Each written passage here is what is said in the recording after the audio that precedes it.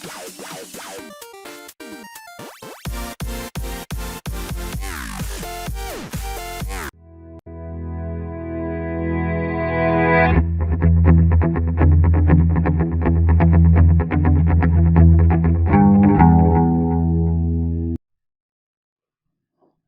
YouTube chess lovers and my friends, this is Gunjan here.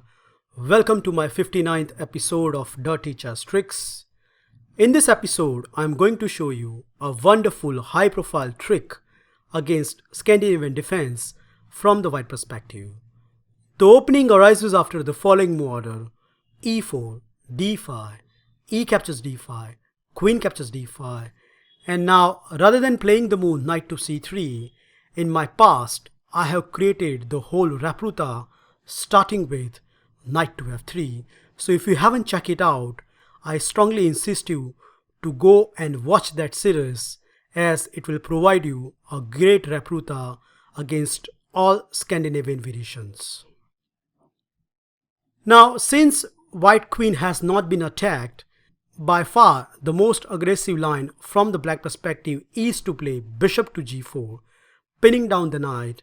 And when we unpin with bishop to e2, black will lash out with knight to c6. As you can see, he really wants to quickly castle on the queen side and then become hell loose on white king side. Okay, here the main line continue with d4. However, I'm going to introduce this tricky move first, namely h3. So that if black capture our knight, then we will obviously recapture, and in that case we will obtain the bishop pair, and that will give slight advantage to the white camp. So nope, black is not going to be that cooperative, and obvious enough he is going to keep that pawn with bishop to h5.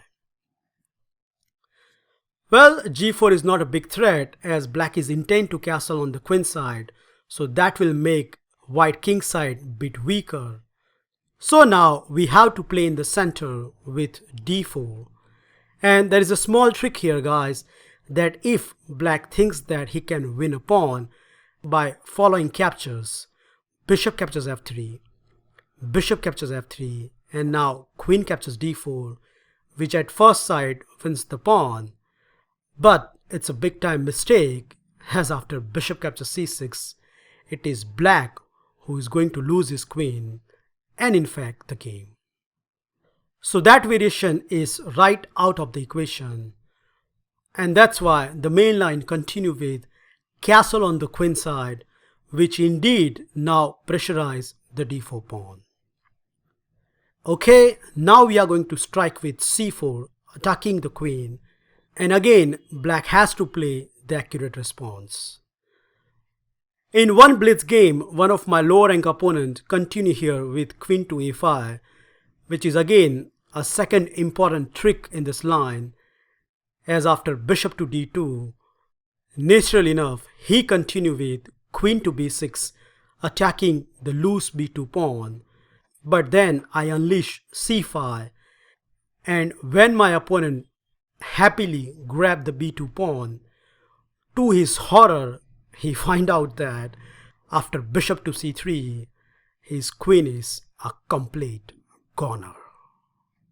So that is a cute little queen trap trick if your opponent continue with queen to a5 check.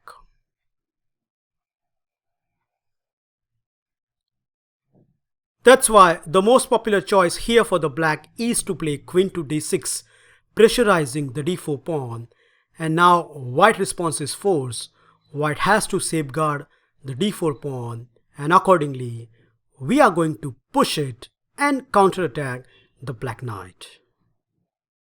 The first move, knight to e5, straight away fallen into our tricky platform, as white has this wonderful sequence starting with knight captures e5.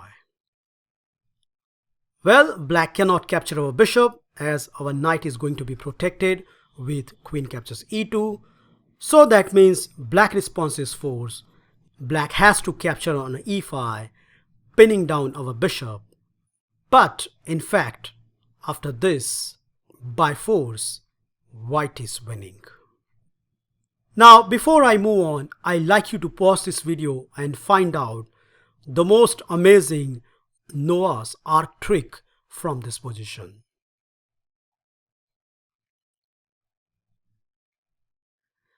Are you ready? Let's get started. The first move is very obvious. G4, attacking the bishop. Bishop to G6. And now I hope you see this move. Yup, F4, not only attacking the queen, but if the queen goes to the bad square, then F5 will literally trap the bishop. The critical response goes as follows. Black has this counter-attacking move, queen to E4, but here the surprise spring onto the black table with this nice move, castle on the king side.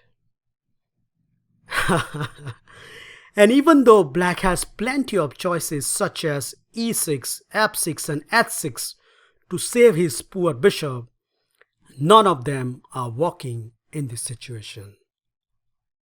Let's see how we can trap black piece in almost all the variation. The first move I want to consider is E6, which obviously try to cover up the F5 square, but unfortunately it is not enough, as after knight to C3, black's VT has almost running out of the square. Well, black can throw this check, but that is not going to help him, as after king to H2, black queen has the only square to run away, namely C2, but after the critical blow F5, which not only trap this bishop, but also attacking the queen, so black response is almost forced. He has to take the queen first, and when white recapture, he can take on F5, but the end of the sequence after G captures F5, you can see finally we have hunt down that poor bishop.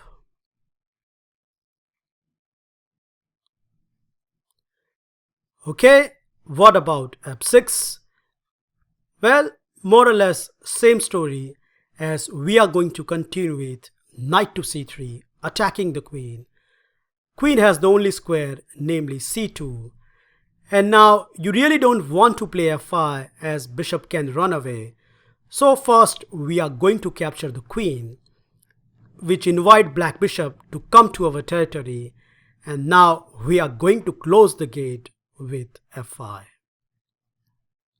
The best response can goes as follow. G6, trying to free up that trapped baby, but see yourself, as after bishop to D2, pawn captures F5 and rook to C1.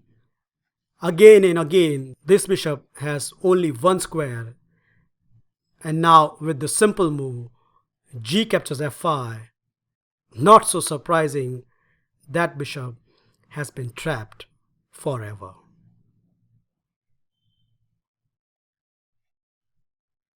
Last but not least, what happens if we continue with H6, which looks more natural in this position. However, after knight to C3, we have pretty much same story. Yup, queen to C2, and this time around white has this very strong reply, queen to D4. So if allowed, then we will capture on A7. So naturally enough, black has to play the move B6, which allows this lovely sequence F5, and when the bishop goes to the only square at 7, yes indeed black managed to save his bishop, but still he is going to lose a piece after bishop to D3. So now black queen doesn't have any escape square, so he has to counterattack white queen with E5. But after the following sequence, queen to E4, bishop to C5 check, king to H1, and knight to F6, white has this simple move, bishop captures C2, knight captures E4, and bishop captures E4. At the end of the whole transaction, once again, white emerged with a piece advantage. So this is one of the wonderful Noak arc trick exists in the Scandinavian, which you definitely want to consider for your tournament practice.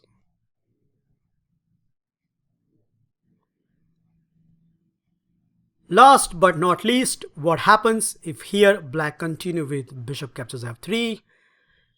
Well, obviously we are going to recapture, and when black play the move knight to e5, we have this another tricky line starting with castle on the king side.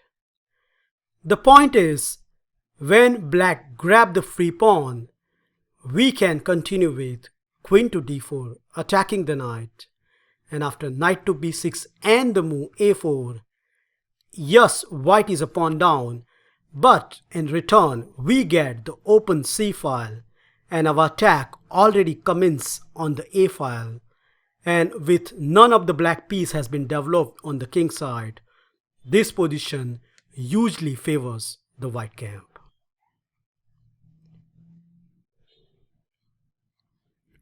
That's it guys, I hope you enjoy and learn this wonderful Noak arc trick in the Scandinavian defense.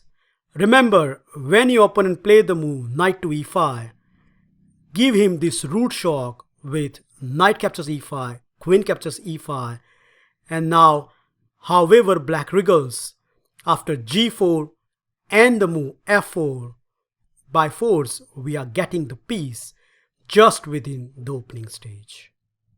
Thank you for watching this video. Feel free to like, subscribe and comment, and I will meet you in my next episode very soon. Bye and take care.